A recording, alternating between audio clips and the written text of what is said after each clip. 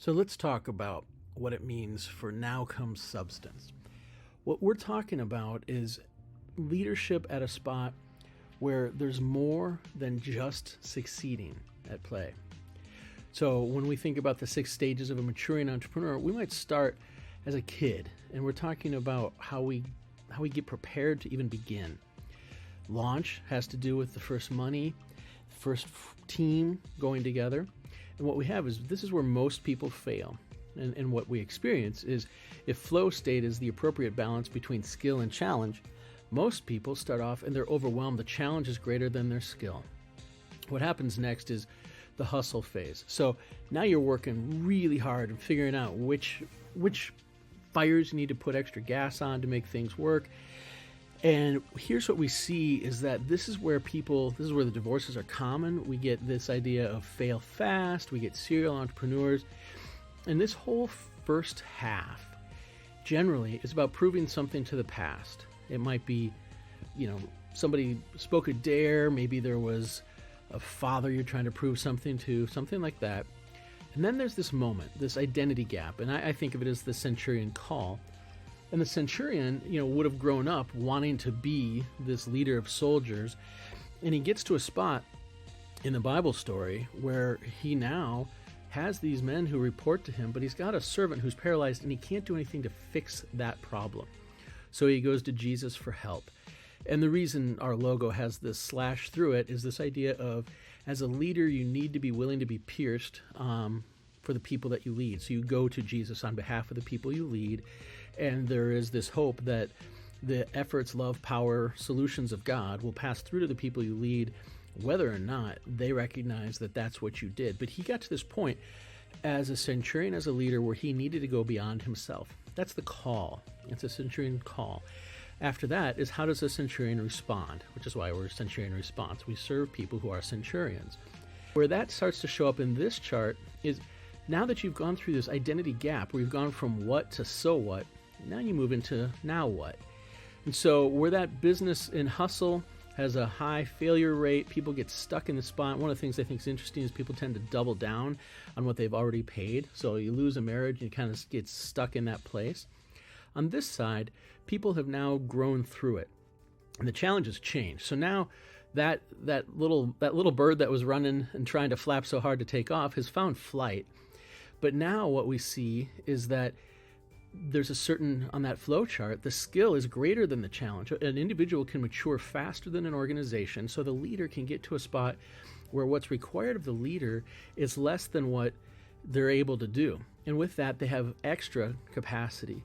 And with that comes a certain level of boredom. So let's take the example of the orthodontist who goes through school, gets his degree, launches his practice, and then gets to a point where he's got a couple of offices going, but he discovers, because he has this capacity, maybe he discovers medical missions.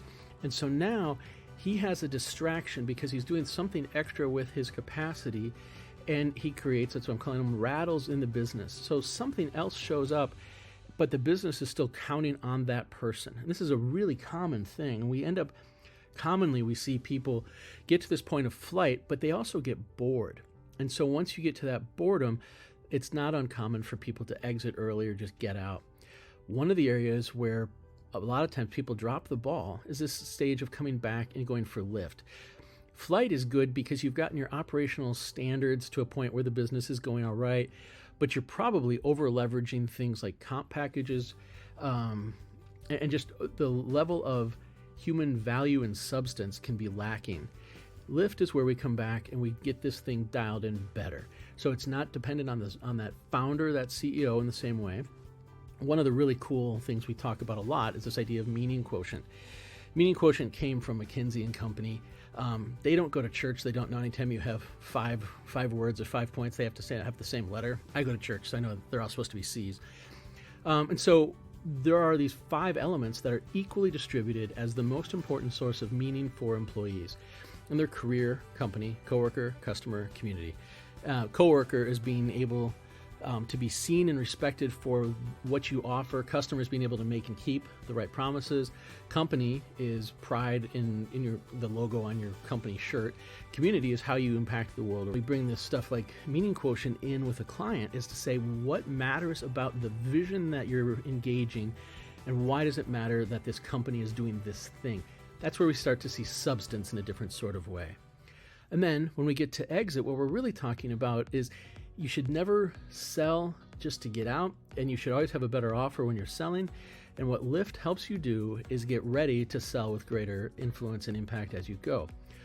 This half is where we focus.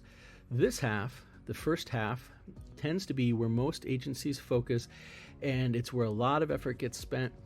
You can begin with a sense of centurion duty from the beginning, but until you have the resources and leverage to really push in on stuff, you kind of have to spend most of your energy just on operational things.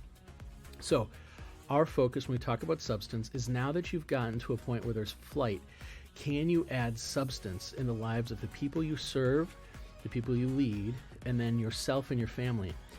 Not the least of those is yourself. That's one of the hardest ones to actually take care of. That's what we want to serve. That's what we want to talk to you about. And that's what we're talking about substance. And are you at a spot where you're ready for it?